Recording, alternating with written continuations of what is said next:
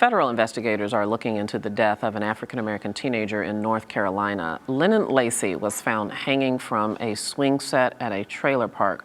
Local authorities quickly declared his death a suicide, but his family suspects that he may have been lynched.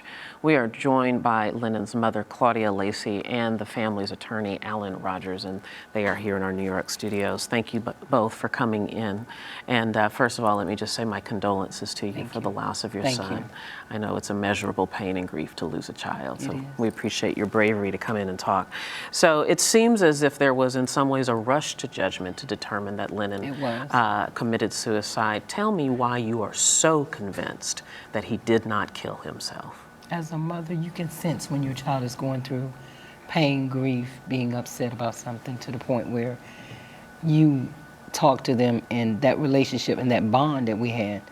Lennon would never not change his demeanor if there was something going on to the point of that serious, that he would not let me know. He really didn't have to say much because I could tell just by his behavior if something was bothering him. So in other words, Claudia, if there was something bothering him, not only would you know, but he would have said something to you. You're convinced of that. Yes. Talk to me about the 24 hours, 48 hours previous to his death.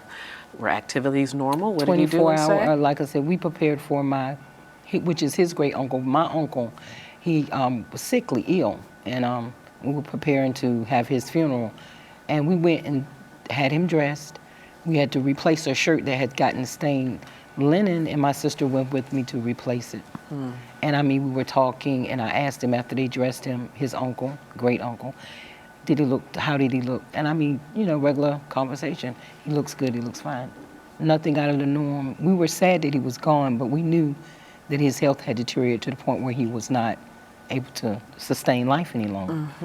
I want to. And what you must consider is that Lennon was preparing for his football game the next night. He had gotten his gear together, laid out his uniform, made all preparations for the football game the next day. You know, he's interacting with his family, and of course, the next day he's found hung.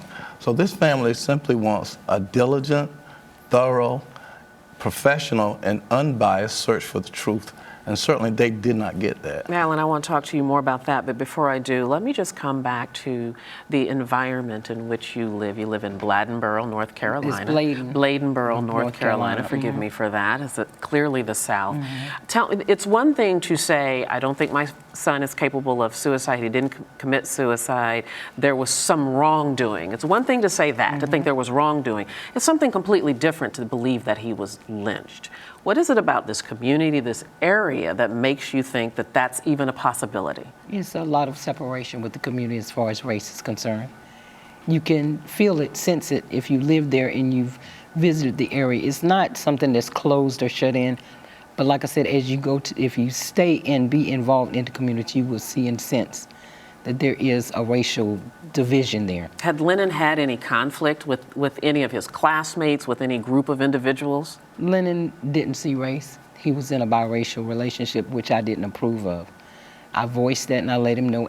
The female he was involved with, I talked to her and I let her know very, you know, adamantly, no, I don't, you know. You didn't approve of it because you were worried about him? I was worried more about what might come out of it because of the racial tension in that neighborhood. Not what might come out of it because he was young. Do you think this determination of suicide is a reflection of, I hate to put words in your mouth, but do you think it's just lack of due diligence, or do you think there's something nefarious here going Absolutely. I think it's a lack of respect for life. It's certainly a lack of respect for the value of human life, and we see so often an unwillingness for equality to come into play when you're dealing with a young black male. You know, equality goes beyond just going into a courtroom with a judge and jury, but it must begin with the process of the investigation and go all the way through.